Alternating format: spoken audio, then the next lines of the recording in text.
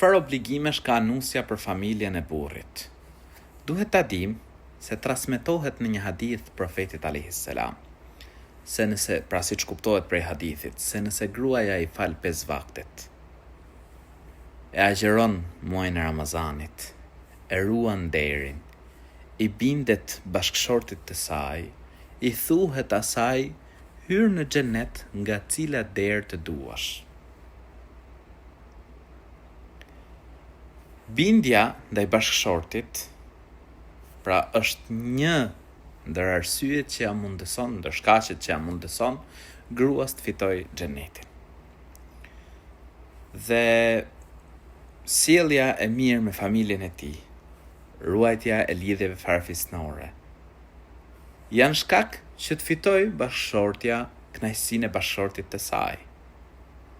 E kjo bëhet shkak më pas që të fitojë xhenetin. Pastaj çështjet në familje nuk duhet të jenë vetëm e kam detyrë apo nuk e kam detyrë.